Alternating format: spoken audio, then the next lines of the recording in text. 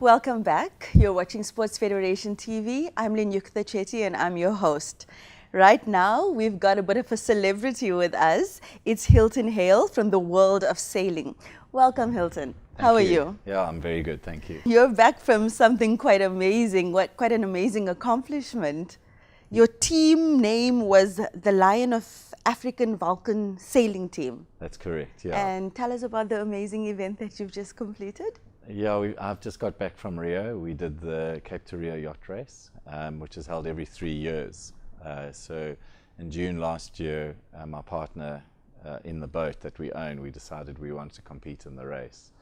And so we made the commitment, drew up the budget, went to go and look for the sponsors, which we managed to get, and had a very successful campaign. So as far as, you know, sailing races compare, would that be kind of like the comrades of the sailing world?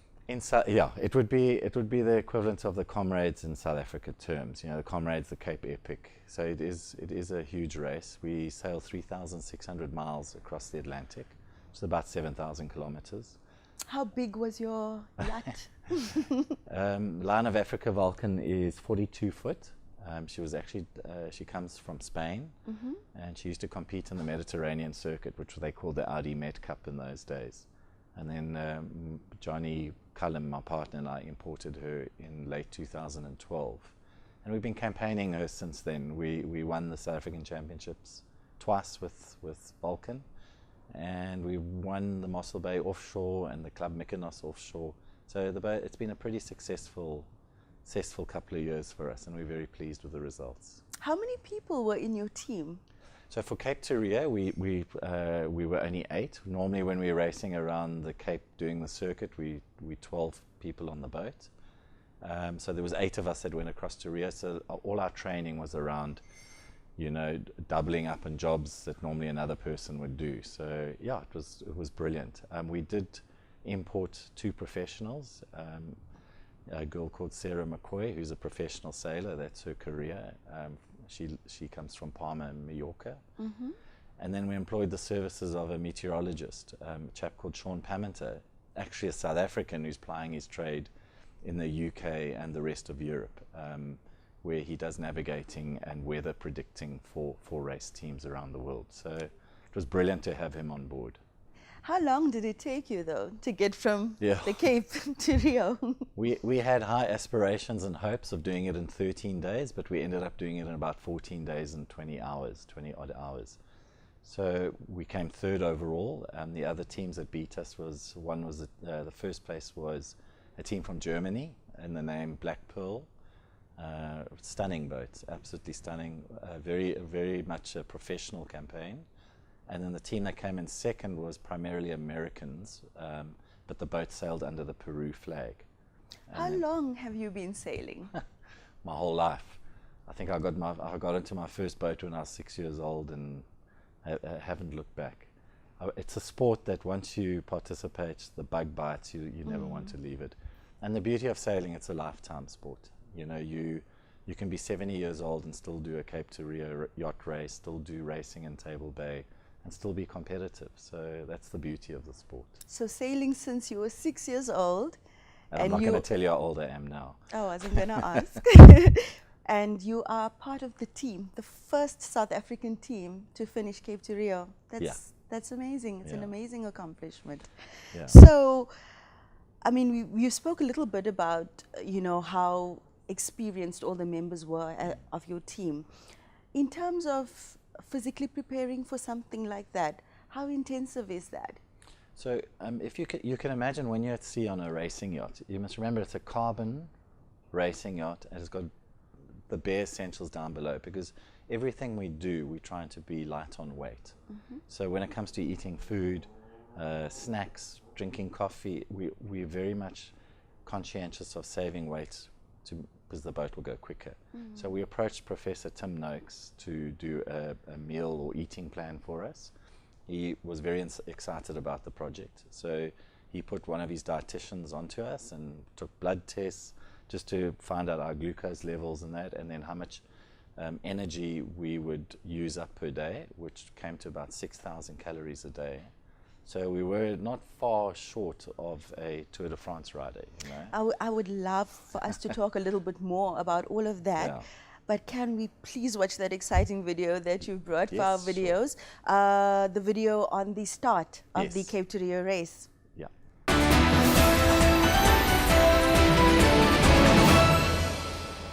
Behind me is Table Mountain. I'm on board Line of Africa Vulcan, and I'm about to join the team for the start of the Cape to Rio and probably the first 3 or 4 miles, and then I'm jumping off the back just to get some onboard footage. So here we go. You've got a lot of southeasters promised. I think the boys are ready, and the girl. It's going to be a bit of a 2-sail reach to Normanton.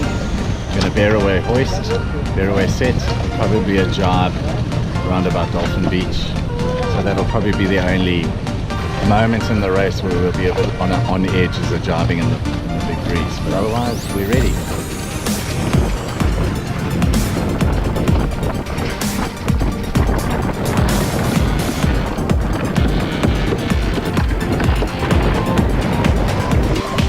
Into the line at the moment.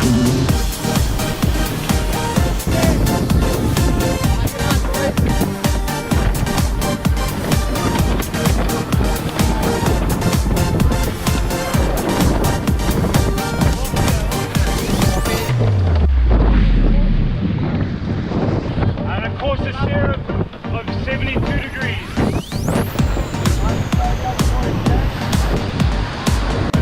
When we get to the next mark, the bearing is 005.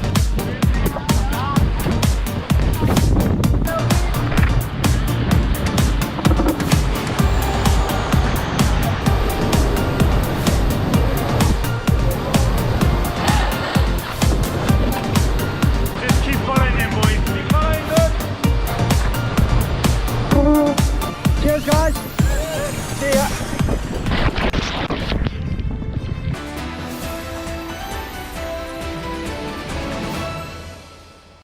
Wow, that was some pretty exhilarating footage. You want to tell us a little bit about that? So what we did on the start is we invited a media guy called Jeff Hale to join us and film the start with us. And then after we go around the last rounding mark in Table Bay, next stop Rio, we had to say goodbye to him. So he jumped off the back of the boat with a life jacket and he got picked up by our support boat. So he filmed the start. You know, obviously all the nerves and the tension. There were 28 boats in the Cape to Rio yacht race. And we managed to be the second boat around the first mark. And we kind of maintained that for quite a while, and then the American boat overtook us, and it was pretty much the status quo for the next 2 weeks. Sure. So it Yeah. was back and forth between you and the Americans. Yeah, and the German team. So we were. It was pretty close. In the end, after 2 weeks at sea, we lost second place by 2 hours, and first place by 5 hours. So it was pretty close in the bigger scheme of things. Just to backtrack a bit, before we watch the clip, you spoke about your team Yeah. partnering with the Noakes Foundation, and they had, well, they guided your diet for this tournament, well, for this event. With most sports, you know, historically and currently, you know, being fueled by sugar, Yeah. was that a bit? Did you find that somewhat a risk to be taking? No, we were quite confident that we were doing the right thing. You must remember Chris Froome, who won the Tour de France. He was primarily on a high-fat, low-carb diet. So that's pretty much what we did. And in fact, we did sneak some chocolates onto the boat. Sugar-free? You know, sometimes you have those terrible nights where, you know, there's a lot of wind and a lot of rain. So you want to have the comfort of having a sweetie or something like that. And I actually didn't enjoy it. So I was quite happy with the diet. It was a lot of, you know, it was high protein and low carbohydrate diets, and it worked for us. So it was a lot of nuts and biltong during the day. So it's just good fats. Yeah, and- good fats. Yeah, Yeah. so it worked really well. We always felt energized, but you must remember, when you're crossing an ocean and racing, you're on deck for 3 hours working, and then you sleep for 3 hours, and you back up on deck for 3 hours. So it's a continuous 3 hours on, 3 hours off. So the reason why we burn so many calories is, first, you're living in a continuously moving space. Then your metabolism never really slows down because you don't go into that deep sleep if you have an 8-hour, 9-hour sleep. So you quickly get into that routine, and it's amazing how quickly the time flies. Was this the first time that your team had competed on a fat-fueled diet? Yes, yeah. So we obviously conditioned ourselves. It was important to condition yourself. You can't go on a high-fat, low-carb diet overnight. It's about 6 weeks, I think, to become Yes, fat adapted. Yeah. correct. Yeah. So we decided to do it start in July last year, and the race was in January, this 1st of January this year. So for about 6 months we lived by the Banting diet. And post-race? Excepting for beers. You can have the occasional low-carb beer, have a light beer. So post-race? Well, I've continued. I think most of the guys have continued with the Banting lifestyle. So yeah, for me it's worked. Okay, well, I'm sure the Noakes Foundation is very, very glad as well. And I mean, well, that's another notch in the belt in terms of how athletes perform, Yes. Fueled by alternative sources of fuel, Correct, healthier, yeah, maybe healthier yeah, sources as well. Yeah. All right. So, I mean, being the first South African team to compete the Cape to Rio, what does that mean now for Sailing South Africa and specifically for your team? Sure, we were so motivated by the result. We entered the race to try and win it. That's really what we wanted to do. So coming third was actually a blessing in disguise because it gives us an excuse to go and do it again. So the next race is in 2020. So we've made a commitment that we want to give it a go again. The Rio race is an interesting race because a lot of people think you're crossing the Atlantic and the northern part of the Atlantic. But it's interesting in the fact that you go through so many different weather systems. So when we left Cape Town, we had 3 days of strong southeasterly winds. It was wet. You slept in your foul weather gear. You never felt dry. You literally slept where you fell. In the first 24 hours, we nearly covered 360 nautical miles, which is 600-700 kilometers. That's like driving here to PE, and we did it on a sailing boat, 24 hours. So you can imagine how you're just having this relentless rush of water. And then once you're out of the southeaster, you get into the warm waters of the North Atlantic, or at least the northern part of the South Atlantic. So you go from going at full speed, freezing cold, to searing heat, up to 50 degrees down below. And then you've got to manage that. And then you have the rain squalls at night. You've got to deal with that at night, chasing clouds, we call it. So it's an exciting and interesting race.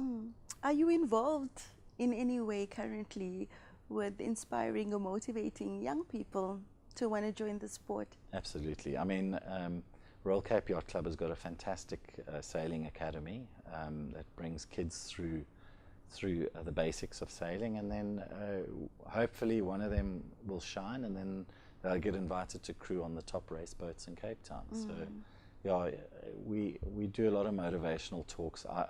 I'll do a couple of talks in winter during the off season to try and get people motivated again for the next season. So back to the race. Yeah.